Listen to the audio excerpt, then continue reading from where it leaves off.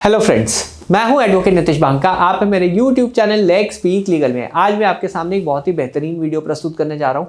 आज मैं आपको ये बताने जा रहा हूं कि क्या 498A की क्वाशिंग, चाहे आपके पेरेंट्स उसमें बाहर हो जाए या डिस्चार्ज हो जाए, या फिर 498A में आपका एक्विटल हो जाए या कन्विक्शन होके एक्विटल हो जाए, क्या उससे आपको डाइवोर्स मिल जाएगा? इस पे आज मैं चर्चा करूंगा। इसमें मैंने काफ़ी रिसर्च भी की। दिल्ली हाई कोर्ट की 2 जजमेंट और एक छत्तीसगढ़ हाई कोर्ट की 1 जजमेंट जो है मैंने रिसर्च की है। इसमें आर्टिकल भी लिखा है, वो मैं बताऊंगा कहाँ पे आपको ये सारी चीज़ें उपलब्ध होंगी। तो आज मैं आपको ये बताने जा रहा हूँ कि क्या जो है 498A में से आपको डाइवोर्स मिल सकता है या नहीं। इस पे आज हम चर्चा करेंगे। देखिए क्या होता है, वाइफ साइड जो है सबसे पहले आपके ऊपर जो है आपकी पूरे परिवार के ऊपर होती है। 498A की जो FIR है या कंप्लेंट है वो फाइल कर देती है कोर्ट के अंदर। FIR होने के बाद पुलिस आपको 41A का नोटिस भेजती है। 41A के नोटिस के बाद आप जो है क्वॉशिंग के लिए भी जा सकते हो, बेल के लिए, एंटीसिपेटरी बेल के लिए भी जा सकते हो। जनरली मेरा एक्सपीरियंस जो बॉम्बे हाई कोर्ट का है या इवन सुप्रीम कोर्ट का है या और भी अलग अलग हाई कोर्ट्स का ये है कि कई बार मैं पेरेंट्स के लिए स्टे ऑन ट्रायल ले लेता हूँ। तो उससे क्या होता है कि पेरेंट्स जो हैं हैरेसमेंट से बच जाते हैं कई बार, और कई बार उनकी FIR भी पूरी की पूरी क्वैश हो जाती है। जब ऐसा हो जाता है कि पेरेंट्स को वाइफ साइड ने इम्प्लीकेट किया और वो जो है बाइज्जत बरी हो गए, उनका केस जो है डिस्चार्ज की और जो है डिस्चार्ज हो गए, या फिर पूरा का पूरा एक्विटल हो गया पेरेंट्स का, तब आपका जो केस है वो एलिजिबल हो जाता है डाइवोर्स के लिए। आप जो है डाइवोर्स के लिए फाइल कर सकते हैं। और डाइवोर्स में क्योंकि आपकी वाइफ ने जो है आपको इम्प्लीकेट किया है फॉल्स केस में, वो एक तरीके से मेंटल क्रूएल्टी को पॉइंट आउट करता है। अब इसमें अगर आपके पेरेंट्स बाहर हो गए, क्वैश हो गया केस, या पूरा का पूरा केस ही एक्विटल में कन्वर्ट हो गया, तो वो प्रूव हो जाएगा कि वाइफ ने जो है आपको फॉल्सली इम्प्लीकेट किया।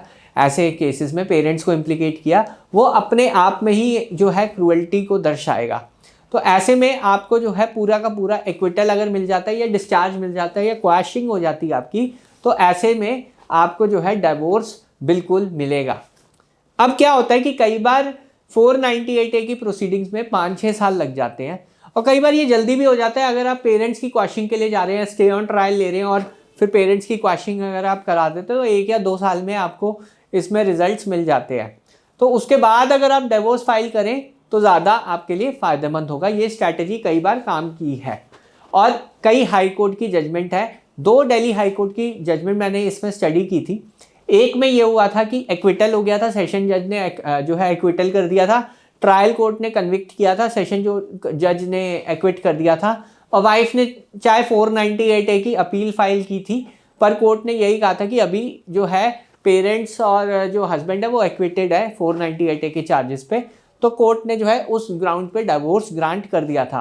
और दूसरा ये कि केस हुआ था कि पेरेंट्स डिस्चार्ज हो गए थे, और डिस्चार्ज के ग्राउंड पे कोर्ट ने जो है डाइवोर्स ग्रांट कर दिया हस्बैंड को, क्योंकि चाहे पेरेंट्स को वेगली एलिगेशन से इम्प्लीकेट किया, उनको ट्रायल फेस करना पड़ा, उनके खिलाफ पुलिस कंप्लेंट आपने करी और एंड ऑफ द डे वो डिस्चार्ज हो गए, तब भी जो है ऑनरेबल हाई कोर्ट ने जो है डिवोर्स ग्रांट किया। और एक और केस मैंने स्टडी किया था, उसमें सिंपल एक्विटल था।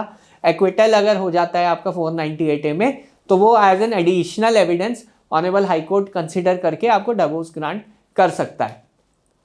तो अब ये प्रॉब्लम क्या है कि जब आप ट्रायल कोर्ट की स्टेज पे होते हो तो आपको ये प्ली लेनी बहुत ज़रूरी है कि वाइफ साइड ने आपको फॉल्सली इम्प्लीकेट किया है 498A के केसेस में, और आपके पूरे फैमिली मेम्बर्स को ट्रायल फेस करना पड़ रहा है। ये सब चीज़ें आपको जो है ग्राउंड में जो पिटीशन है उसमें लिखनी बहुत ज़रूरी है। तो हमेशा जो है आप डिवोर्स हमेशा 498A होने के बाद डालें, तो आपको डिवोर्स मिलने के चांसेस कई हद तक बढ़ जाएंगे। और ये जो मैंने आपको रिसर्च है ये मेरे व्हाट्सएप ग्रुप पे अवेलेबल है। मैं फिर कुछ दिन बाद शेयर करूँगा, पहले मैंने शेयर कर दी है, मैं कुछ दिन बाद शेयर करूँगा। आप इस व्हाट्सएप ग्रुप का पार्ट बन सकते हैं। डिस्क्रिप्शन बॉक्स में इसका लिंक है। तो मैं अपनी सारी रिसर्च जो है इसके अंदर शेयर करता रहता हूँ। ये बहुत ही ज़्यादा यूज़फुल ग्रुप है, आप ज्वाइन कर सकते हैं, और आप मेरी जो लेटेस्ट रिसर्च है वो आप प्राप्त कर सकते हैं इस ग्रुप के। तो मैं कुछ दिन बाद इसे शेयर करूँगा। आज ही इस ग्रुप का पार्ट बनिए, और आपको ये मेरी जो रिसर्च है जिसमें मैंने ये 3 जजमेंट्स का एनालिसिस किया है, ये आपको मिल जाएगी।